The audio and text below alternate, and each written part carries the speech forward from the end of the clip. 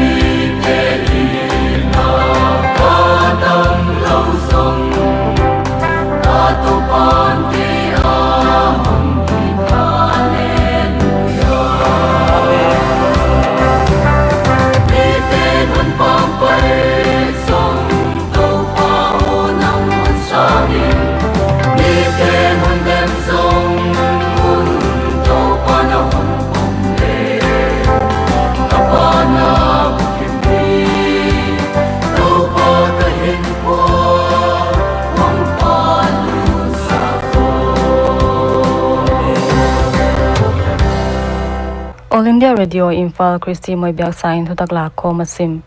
Manipura Paite daka somni le sungin pasal za somni le sagi le nume somli le ni akigomin mi za som guk lakwa te COVID-19 positive case confirm hi u apaita dakal som ni leli ma in jenim sapan mi khat RT-PCR test bol zo in negative a hi to kitonin pot sakinom Tulalin state sunga positive case sang thum zaguk som thum lenga phata a Paite laka damswa sangkhat zakwa som ni le sagi hi a active case sangkhat zaguk som kwa le sagi omlai Imphal East District apan kumsom guk le thuma upa khat in COVID-19 apan sina atwa to kitonin tutanin mi som le khat ten sina twakta Tutana COVID-19 positive case te laka jasagi som guk lenga te ngaihkhiakna neilo hiya chamte hiu hi COVID-19 and Indigenous Peoples Resilience chi thopia chang in tunin ukrul a International Day of Indigenous People asom guk somni leguk na hunzatin UBC Hall ukrula zata he program ahi le Naga Indigenous Peoples Alliance tema kai hi a Senior Advocate Daniel Ramsan main speaker in Panghi Ukrul Autonomous District Council Chairman Dr. Yuronso ngalung le Community Leader tuam te hei huna baki halu hi Asama COVID-19 case thak sang ni zani le som lagiat ki be lapto kitonin tulelin case singa sang sagi zasagi le somleli phata a asi gyat ombe nungin tutanin mi zale somli in si na twakta chi in Health and Family Welfare Minister Himanta Biswa Sarma in gen asi gyate laka Nalbari le Tinsukia apan mini twakle Morigaon Kokrajhar Nagaon le Dibrugarh te apan khatjat hiya jamte hiu case thak laka zani somkwa le kwate Kamrup Metropolitan District apan hiwa Kachar apan za somguk lenga Nagaon apan za som ngale Dibrugarh apan za somli le ni te hiu hi Tutana state in COVID-19 test abol khyak Lakkhawm le ni wal phata a zantanin sangkhat jasagi somgya le ni te natna pan dam siangin pot sakhita u tulelin active case singkhat sanguk zakwa somgyat omlaya adam kya singli zanga som kwale khat omta uchibang kom kala AIUDF MLA Nizamuddin Chaudhary le ain kwan pi mi gya ten COVID-19 veu a asama dan boltu kwa teleng COVID-19 positive hi Nagaland COVID-19 positive case som thum le khat ke be lapto kitonin tulalin positive case sang ni zaguk som gya le gyat phata Paite laka adam swa som guk le kwa ombe to kitonin dam swa za zagyat som kwa le thum omta Health and Family Welfare Minister S Pangyupom in tweet tung tona case mu thaka omte laka somlani te Kohima apan hiwa somte Dimapur apan Zunhe boto apan gukle wokha apan thum hiu chi tulelin active case sangkhat zagyat som ngalenga oma misagi in si na twakta Meghalaya in COVID-19 positive case somle sagi amu thakto kitonin tutanin case sangkhat le somni le thum omta a yailaka mi thumte BSF personnel hiu a somle sagi te RPHS Hospital Shillonga health worker hiu hi Adam swa somle ni ki be lapto kitonin mi zali somni le thumte dam khetau Uchibang Komkala Director of Health Services Dr. Amanwar in Hospital Officer in Charge Koi swak vek ding yain health workers ten quarantine rule bo sia ding ven na pan pi ding a hi chi Meghalaya in immunization coverage dam doi zanga nat na given bit na a zalaka percent som kwa zauta a Kerala to ni na in Pangwa Telangana khatna in Panghi Ministry of Health and Family Welfare data dungzoi in immunization coverage percentage somguk lekhat point li apan percent som kwa in khangtawa apaita kumsang ni le som langa apan sang ni le som le kwa songin Meghalaya immunization coverage lama anyam pian polin anapanga hiain nawngek piang tunga si le nume nawne zowa si chi te tamsak ma Mizoram Solkalin COVID-19 zaka sumsen na atammanin sumlam gyawtaw na omin solkal na sem telo juna apyak ding pen zekai sakma le tu kha oga sapan sumdin mun etnungin lo khatenga pyak heta ding chi Mizoram COVID-19 case gyat ki be lapto kitonin tulerin positive case zanga somgok legok case giat mu thakte laka mi thumte truck drivers state sunga nek le tak polo to te hiu a amau to simin tu lelin hichbang nek le tak polo to te mi somni le khatte covid-19 positive hitau Assam Rifle personnel sagi te dam siang tawa amau to simin mi zani som kwale guk in dam na nga ta tulelin active case zani som sagi umlai The Northeast Frontier Railway in Paite khali sungin vanpua rail sangni le zagya te state twama sol khiau a yaiti laka zagok som gyalani te vanpua khamasa in swa khya kenom yai really na pok vante a hi le antang chini chi sathau thau tui hawai tang betang le hoi sakna dam doi te hiu a khamasa in asama chi cement sathau hai chi le hoi sakna dam doi te swa khya kenom tunia dinga Thuthak Lakkhawm isim the yai teng a hi COVID-19 dona a frontline worker te na sepan pi in la pa toy dan siamin thuzau the jak tu in pangken thubel chian dol le thudik na theina ding in Ministry of Health and Family Welfare website a panlazil in la COVID-19 the jak tu in kwa ma ngo ken COVID-19 veidam kikte ten bol mai loin thu hoi le maban lamet na to han thon zo in heinat na ve kha le quarantine om khate min hi na veng min te pholak ding a hi ke thu swa tu Ministry of Health and Family Welfare Government of India tun abana Khamgoulian Lawmte apan ka ngaisang pen hi chi la ingai dingu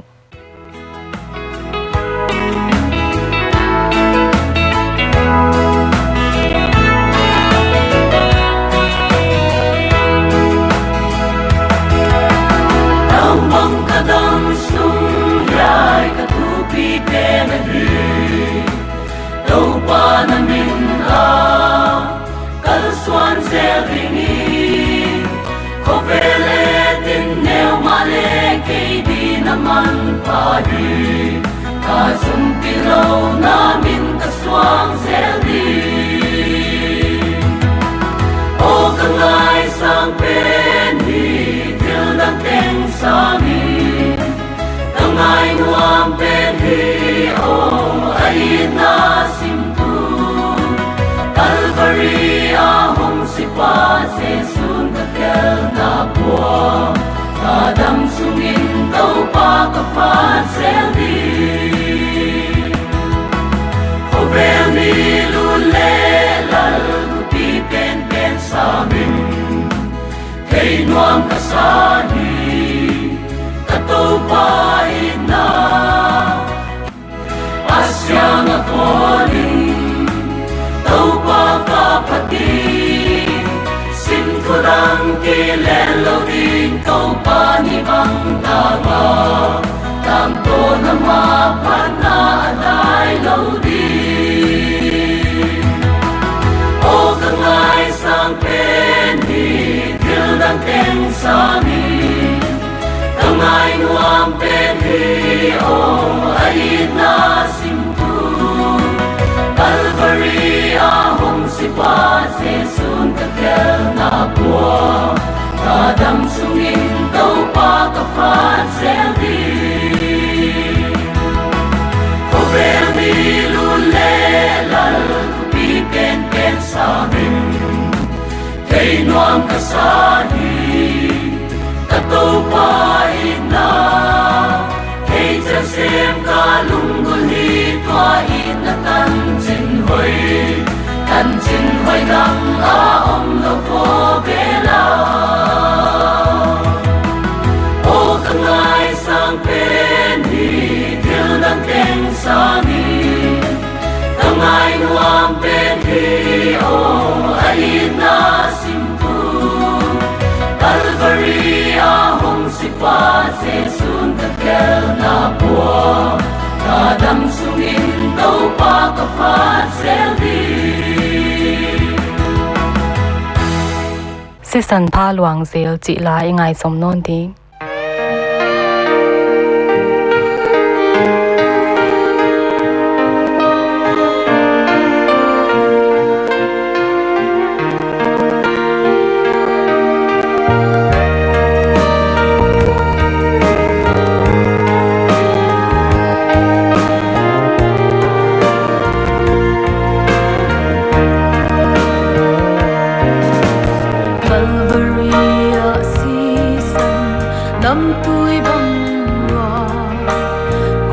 ngaihkhiakna sop siang tua Sisan ni